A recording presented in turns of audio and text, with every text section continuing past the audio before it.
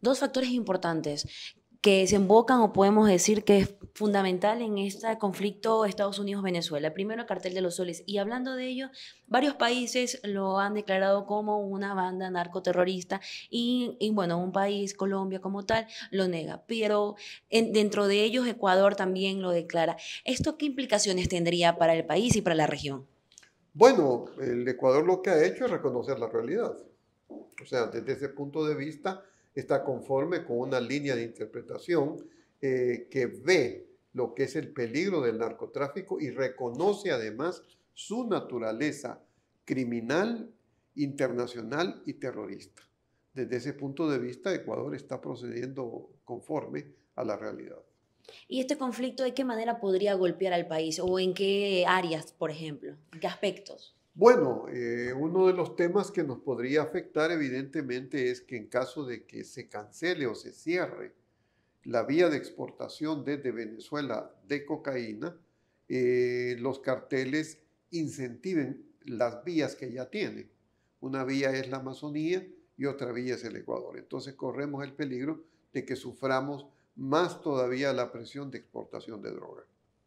El secretario de Estado de Estados Unidos en 2 días, bueno, hablan de que hoy en la madrugada ya estaría aquí en el país, Marco Rubio. ¿Qué lectura le puede dar a esta visita al país? Bueno, indiscutiblemente la importancia que tiene Ecuador en este momento para la alianza con los Estados Unidos, la consonancia que hay entre sus gobiernos y probablemente, porque esto no lo sabemos, temas que suponemos son comunes, como el tema de la estrategia frente al narcotráfico y al terrorismo internacional. Yo creo que ese es uno de los temas que se van a tratar. Y el otro tema que se dice es que se trate o no se negocie con China. La presencia de China en América Latina, Estados Unidos la está tratando de disminuir. Dentro también de este conflicto de donde surge la parte medular de Estados Unidos y Venezuela, tal vez cree que podría existir un conflicto dentro del territorio o hasta qué punto llegaría este problema geopolítico. No, yo no creo, si es que se trata la pregunta de una invasión de los Estados Unidos con tropas a territorio venezolano, lo considero altamente improbable, sino totalmente improbable. Hay razones históricas, razones políticas, que en este momento no dan la razón para una acción de ese tipo. Y en temas de seguridad, por ejemplo, inteligencia, crimen organizado, que normalmente esta alianza con Estados Unidos y Ecuador es un poco cada vez más fuerte, ¿podría verse afectada tal vez si se alinea Ecuador-Estados Unidos dentro de este conflicto? No, más bien se verá fortalecida y eso debería ser, pues. Si Ecuador es un país que actúa de acuerdo, coincide con la política norteamericana, yo creo que más bien debe dársele la condición de aliado y apoyarle, que es realmente lo que necesitamos. Damos mucho apoyo en inteligencia. De hecho, como si hemos visto, la guerra última en Gaza y en Irán es una guerra de inteligencia. No son guerras ya de soldados que van ahí con fusiles, como a veces parece decir el señor Maduro, ¿no? Que cree que con sacar 1 millón, 2 millones de soldados de las milicias bolivarianas, él cree que con eso son guerras del siglo XIX, ¿no? Estamos en el siglo XXI. Estas son guerras tecnológicas. Fíjense lo que hicieron en Irán.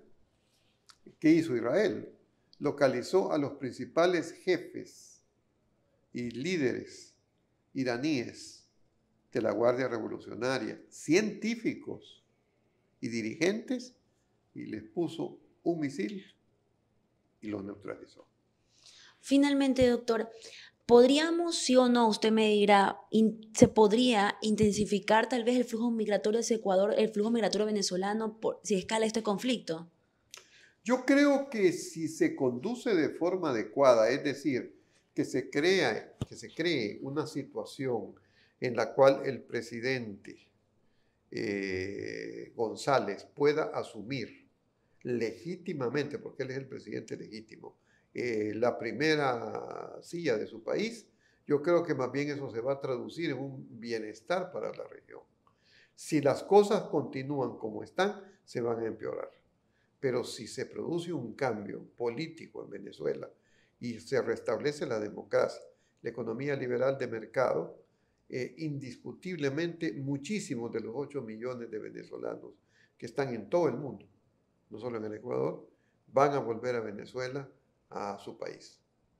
Y a su óptica, doctor, ¿en qué momento o cómo terminaría este conflicto de Estados Unidos-Venezuela? ¿En qué momento, tal vez?